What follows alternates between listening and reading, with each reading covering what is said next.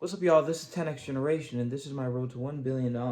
So this is just going to be a quick update video of some of the interesting things that have happened since my previous video. So the first thing is that I was able to refinance my car.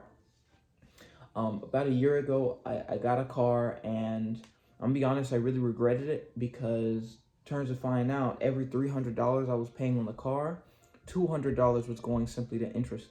And that's because my interest rate, my annual percentage rate was 17%, which is apparently astronomically high.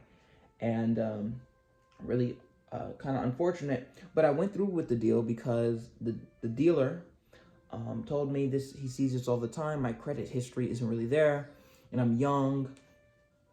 So the my I'm a risky person to lend money to.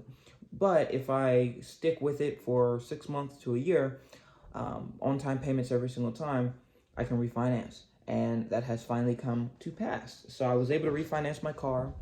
My APR is about 6 to 7%, which is way better. So not only is my monthly payment for the car much lower, but it also is it's about a year. I get the car sooner. I own the car about a year sooner, which is pretty cool. So I was kind of telling my little brother about this, like, he's really into business, really into money, and I really want to have the culture with him and the rest of my brothers and my family about talking about money. I think money is too taboo, and it's one of those things that it does require strategy. It does require, sharing tricks and secrets and stuff because it is like a little game. And I was telling them that, when you get to the time of getting a car, actually going out of your way to finance the car and going through that whole process actually is good because it helps you build your credit. You could get a really good credit score at a young age. And banks like that for future things like mortgages and things like this. So you want to actually do that instead of, people think getting gifted a car is a blessing, which it could be, but going through the proper process also could be very good as well. So yeah, that's one thing.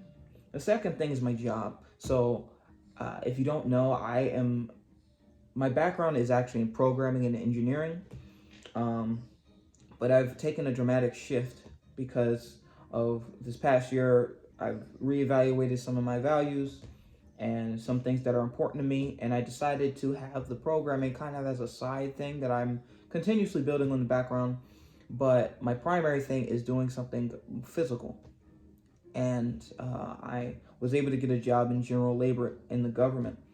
And I told when I got hired, I told them about my background and everything, and they said, "Wow, you could be good at IT." And I told them I don't really want to be sitting at a desk all day.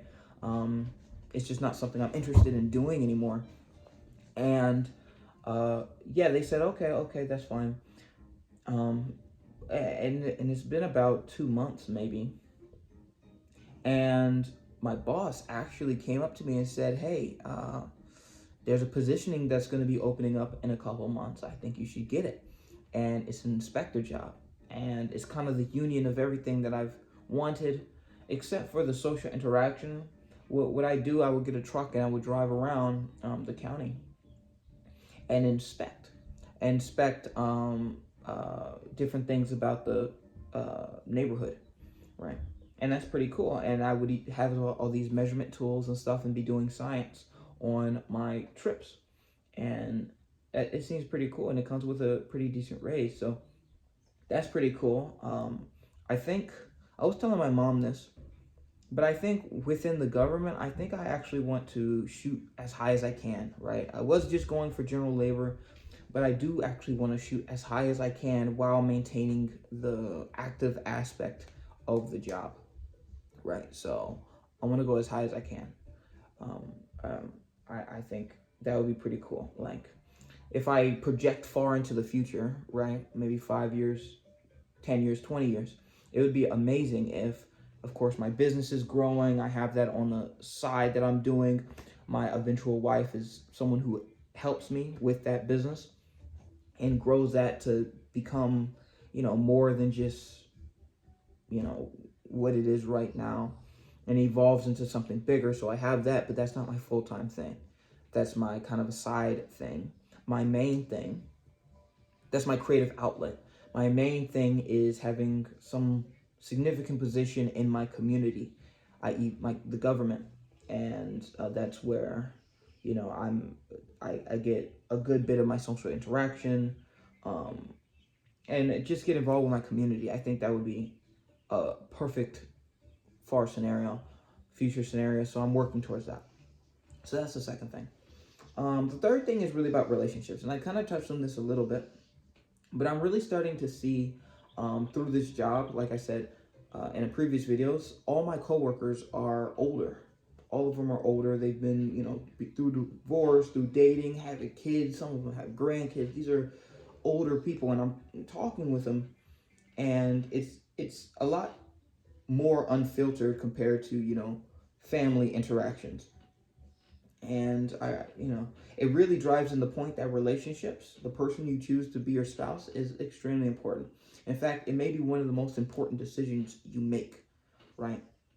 That's the person who, will be with you at your highs and lows, the person who pushes you or pulls you back, the person who can, add to your financial goals. So if you want to make a business or buy houses or other kinds of investments, that's your partner. Or it could be someone who literally just takes half your money, right? So your partner is really important, and I don't think I personally have weighed the significance of that high enough. I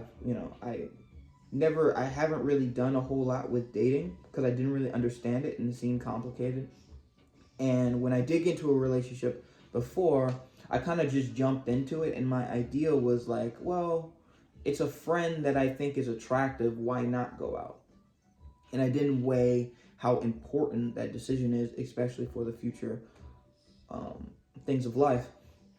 And one of the main things that they tell me, these older individuals, these coworkers, I really admire these coworkers, is to wait, right? Don't rush it. Don't rush it. The worst thing you can do is rush it into a bad situation because you get trapped and locked in. And I completely agree. But I also do see how it is through a relationship, it's a gateway to other stages of life. And, those are a part of my goals. So I don't want to rush it, but I do want to have it as a priority, if that makes sense. So I've kind of been putting myself in more situations now that my money is correct, my money is good, the business is going good, and my schedule has settled. I'm putting more effort into finding someone, and the way I'm planning to do it is to do it through like different activities and clubs that I can join in my community. I was gonna go to like parties and stuff, but I don't really like parties. I don't really enjoy it. Just the kind of wild stuff, and I don't want to get into a place where my environment is encouraging me to do something that will mess me up, right? Because all it takes is, just a day where I'm feeling particularly weak, and then it could just cause extra stress. Honestly, that's what I'm trying to avoid. I'm trying to avoid stress.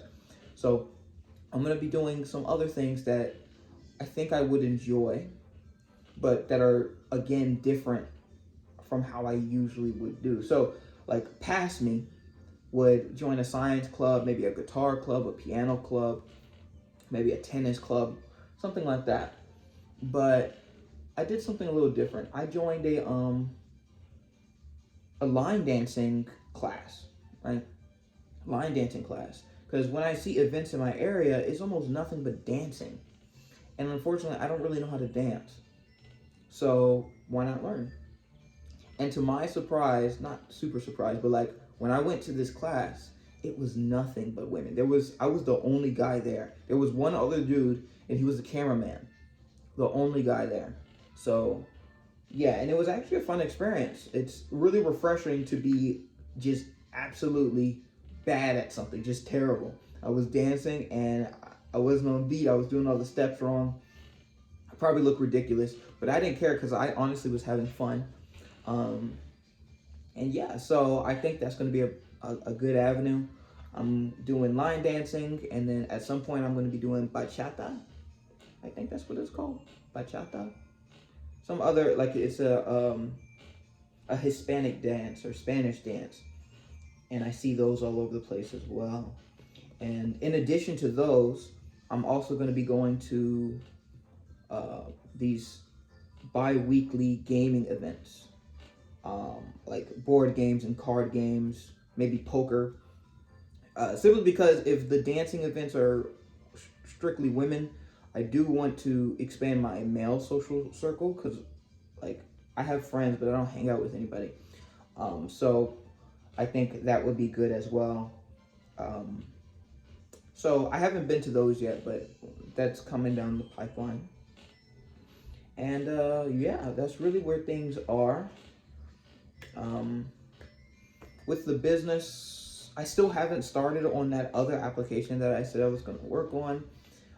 But I did come to a little bit of a, like, well, here's my excuse. My excuse is kind of things have been changing, and like my entire identity has kind of been changing, and my week has been less, not structured, but less predictable.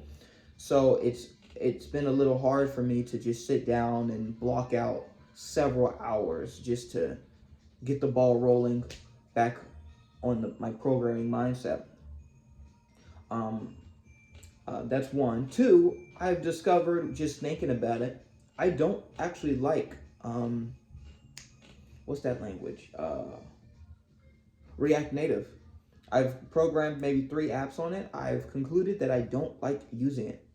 It feels very hacky and put to, like, it works, but it just feels very hacky. It feels like it doesn't work very well.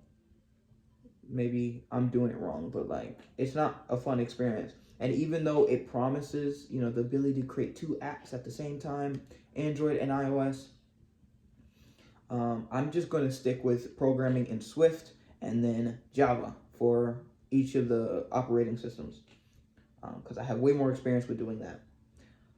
So that's the second conclusion. And also, I do have a little bit of a win in the right direction. Yesterday, I spent maybe 3-4 hours creating a fluid simulation. I told myself I wanted to program the app. I didn't want to make the app though, so I ended up just making a fluid simulation. It didn't work, but the fact that I sat down and programmed, focused for 3-4 hours, is getting my gears back in motion. So today I plan to actually do it, to actually start on the app. So that's kind of a win. But yeah, that's really it. Like things have been really good. As you can see, like I've gotten a tan. Um, uh, Things are good. I feel great. I have no complaints. Everything's moving in the right direction. Yeah, so yeah, that's really it. So thank you all so much for watching. This is 10X Generation, and I'll see you guys next time.